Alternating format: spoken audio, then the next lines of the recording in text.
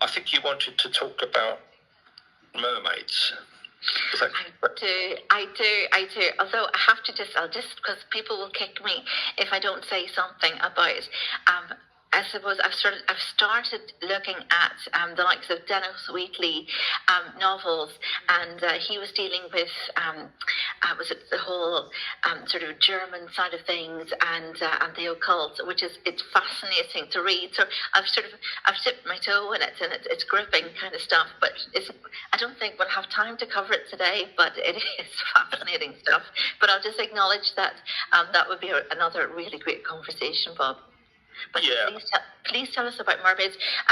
What contact have you had with the fairy and mermaids in Zennor? I mean, sort of, you get these pictures, sort of evocative images of mermaids, sort of, sitting on warm rocks, sort of, combing their hair and sort of, and being sort of seductresses, So what was your contact with regards to mermaids? Did you see them? Did you get an impression with them, or do you get? I mean, did you physically actually see a mermaid, and what did they look like? Well, Zennor really is the centre of mermaid mythology for one obvious reason, to do with the Mermaid of Zennor.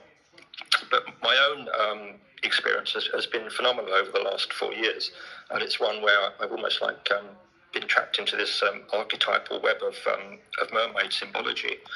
And as you might know from one of the pictures, I've got a mermaid tattooed on my arm. I've got Zennor tattooed on my arm. So the minute I set foot here 4 years ago, although I have lived here before, my family actually lived in Zennor from around 1500. So my DNA is completely trapped into or representative of the consciousness or the atmosphere of Zennor and the mythology. So as regards to mermaids, well, just to fill you in briefly about the Mermaid of Zennor, there's a church called Saint Sonara, which is just across the field from me, which is a very ancient church, probably built in the 6th century. And Saint Sonara is the saint of Zennor, and it comes from Azennor, who was a Breton princess who was falsely accused of adultery by her Breton king husband. While she was pregnant, she put into an upturned barrel and floated out to sea, and she washed up at Zennor. And then subsequently she went on to Ireland. So that's the basis of the Mermaid of Zennor myth. Wow. So, just on the Irish thing, that would be one. I wonder where she ended up in Ireland. We have in Ireland we have sort of carvings. You showed some fantastic carvings in the church. We have carvings of mermaids in churches too here in Ireland. In fact, we have some in the inland areas beside the River Shannon, sort of, and we've got, so that's kind of an anomaly. And we also have sort of mermaid tales in around sort of I think it's the sort of the West Cork kind of area, but those are sort of maritime, where it's I suppose they're called selkies, where it's seal women that have, they've taken their seal skin off and then they've been captured, and the man sort of takes the woman for his wife and hides her seal skin so she can't return to the sea until, of course, she finally finds it, and then she's gone. So what is the mythology there with regards to mermaids? Is apart from Asenor, is there other mermaids? Is there a colony of mermaids there, or is that where? So how was it left? What is the story there over and above Asenor? Well, when the myth developed, as you say, there's a great interplay between Celtic, the influence of Celtic, Ireland, Brittany, and Cornwall, of 3 very Celtic nations, and how the mermaid myth developed was that in the 15th century there was a carved chair that represented Asenor, or the Mermaid of Zennor. Now, the Mermaid of Zennor, the myth that developed was that she enticed a boy, a chorister from who used to sing in Sonara Church, called Matti Johella. And of course, mermaids were linked to shape-shifting, and the fact that they were cast out into the sea. And there's also pagan mythology about them escaping the sun god. And then, of course, the Greek, with the Aphrodite, there's representations of mermaids of the goddess of love. And but they could only then remove their tail and remove to land if they enticed a man and married a man and then became human again. So to a certain extent, there's an aquatic vampirism to do with mermaids that can be both good and bad. And this particular mermaid, the story, which is a very big story, and of course a lot of people come to Zennor and they come and stay in my farm. And the first thing they want to do is to go to see the mermaid chair. And this is a beautifully carved piece of wood, with the mermaid holding a mirror, which is a sign of vanity, and a comb.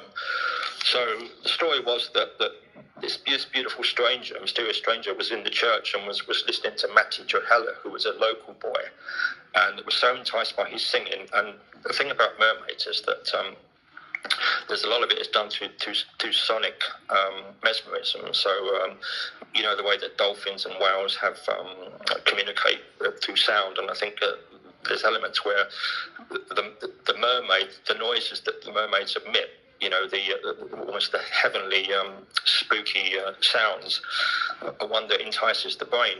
So a lot of sailors traditionally, would view mermaids as could either be good or bad.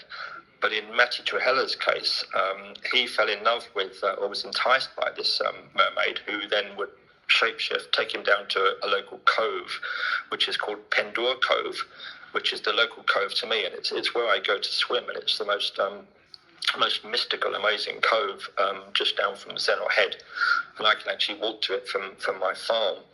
And he went down to the cove, was never to be seen again. So clearly, either at that time the boy was abducted, and there's also elements of shape-shifting mermaids and time loss experiences that could almost be like similar to experiences by UFO abductees. There's that same loss of consciousness and going into a trance-like state.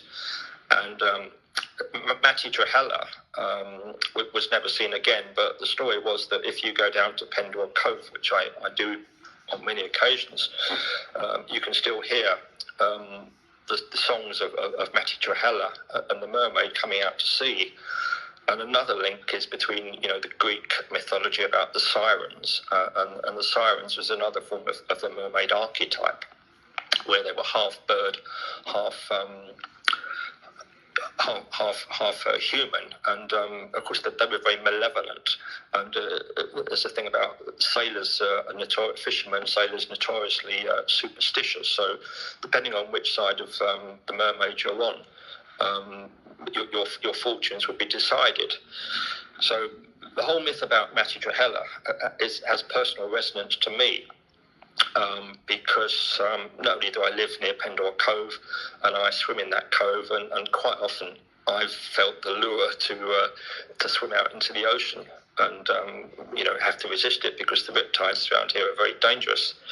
But I quite often take people swimming in that cove and they see the chair.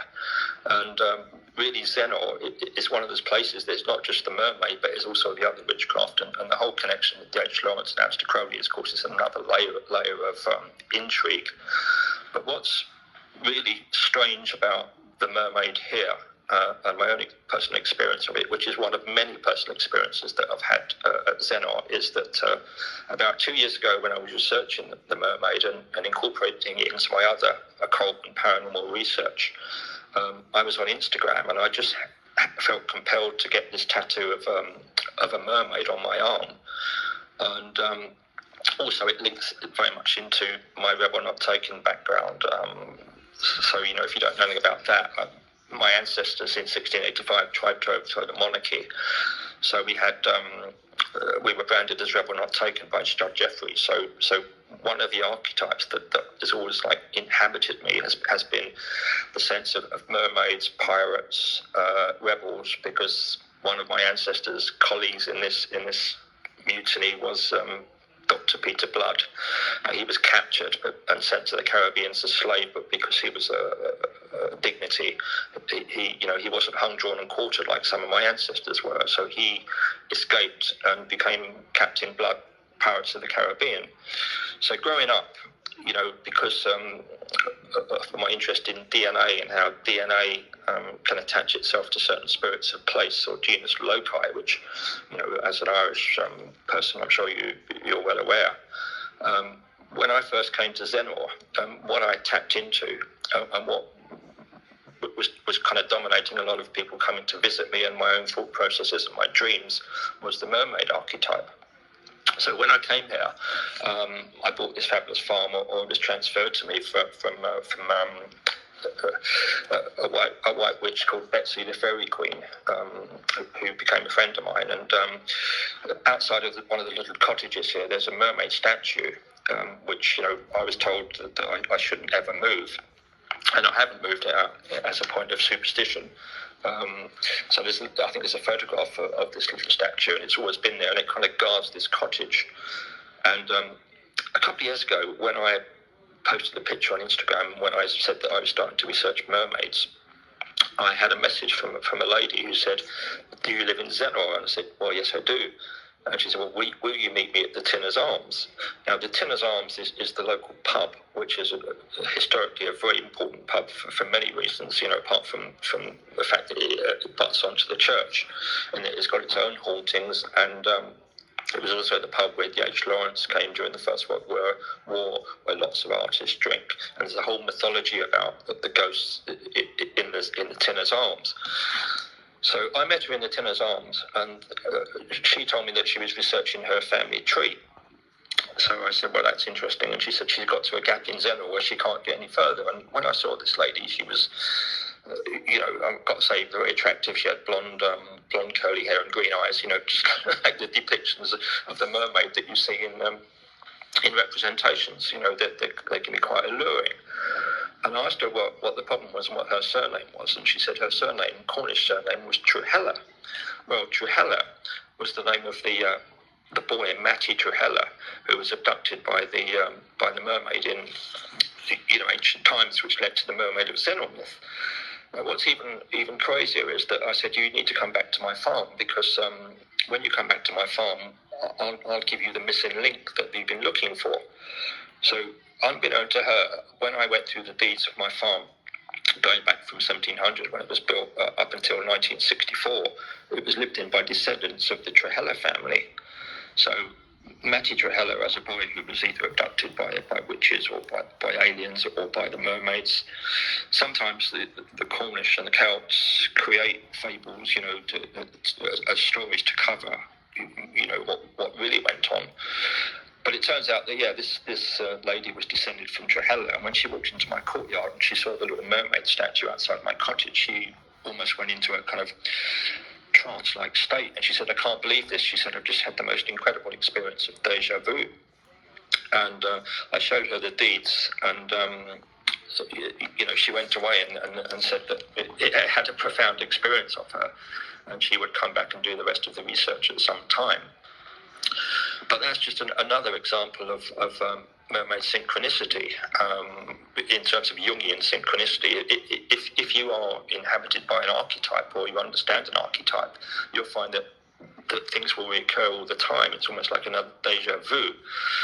And only 2 weeks ago, I had an art critic came to interview me about my book in one of the galleries in St Ives. And he's been here before, and he said, "I'm coming to interview you, and I want to interview you in Zennor, in Tregerthen, which is the tiny hamlet that I live in, and where the Trujella family lived."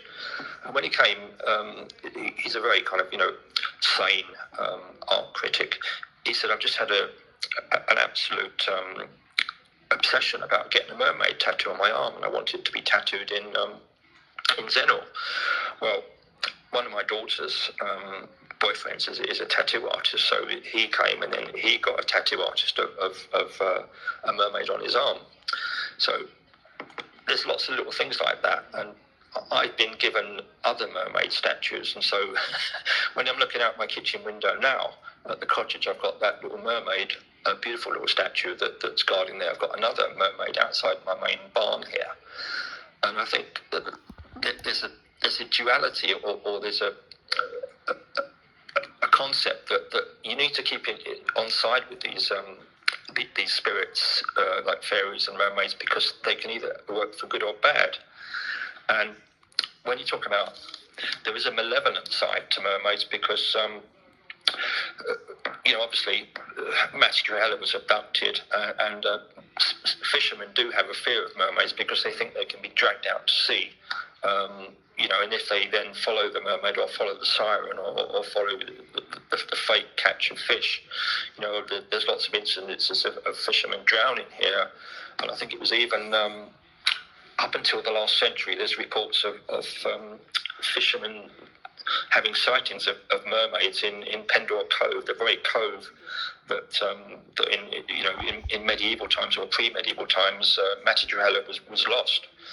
And it's not just Zennor here, but the whole area. There's reputed to be a mermaid in Lamorna. Lamorna's another very spooky little fishing village on the south coast, and there's a mermaid that supposedly sat on what's now called Mermaid's Rock there, and would lure fishermen in to have their boats dashed on the rocks.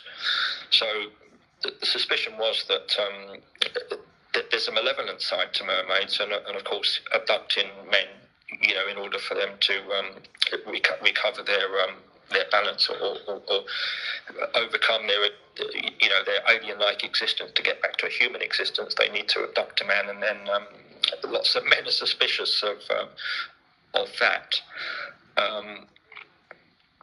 There's another incident of go on, Josie. That's fascinating, because I hear also about sort of mermaid colonies, that there are mermaid colonies that sort of live together, but I'm just trying to sort of get it. We have an interview with somebody that's very connected with the mermaids too next week, so that's going to be fascinating. But I'm interested to know what these mermaids look like. I mean, was it in Ireland? We have the same symbology. I mean, where we have mermaids carrying the mirror and the comb, and and there's some debate. A great friend of mine wrote a book about mermaids a number of years ago, and he would call them grotesques, whereas I would sort of say something completely different. I said that they were more like beacons of light, on the rocks, to warn the fishermen, the sailors, of the rocks underneath. So, but the sea does seem to be it seems to be the sea itself that seems to allure people sort of to just give up the struggle and just fall into the sea. So there's a lot going on there. There's a lot that needs to be kind of unpacked. So it's a lot of questions there. I suppose whenever we're all looking for something sort of very tangible, sort of for that, moment of illumination and understanding with regards to what it is that who they are, So, yeah.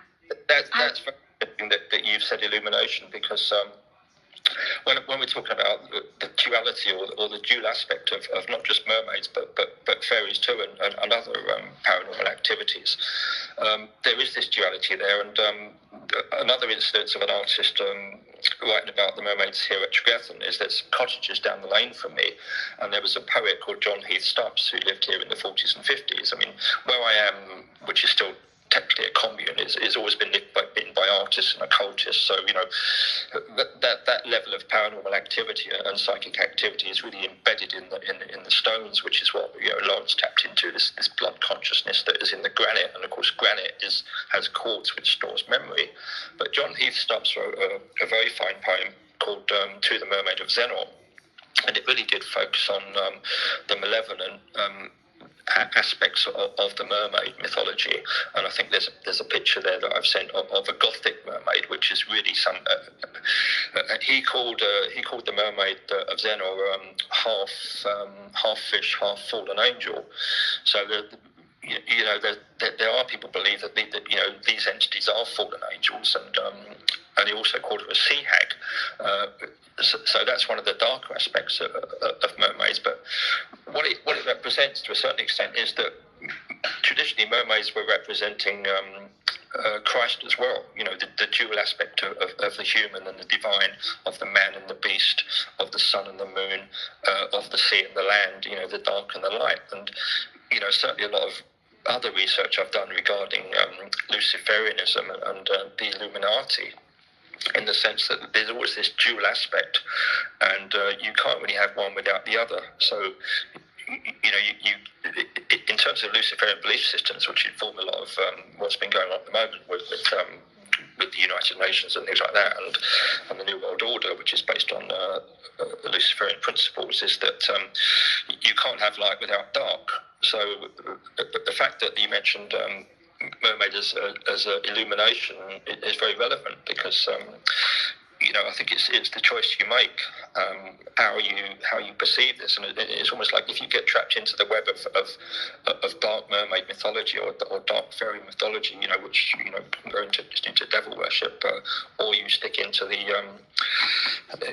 look at it as a good thing. I think that's the kind of choice we have to make, really, and I think we're always given this duality or these choices to make, these path to walk down, and that's why, as I think I've said in Miles's interviews that I've done with him, in the sense that because I've come from a Romany gypsy background and with a lot of psychic behaviour, I'm very aware not to ever use these things for bad or manipulative purposes, because I think then it kind of it bounces back on you.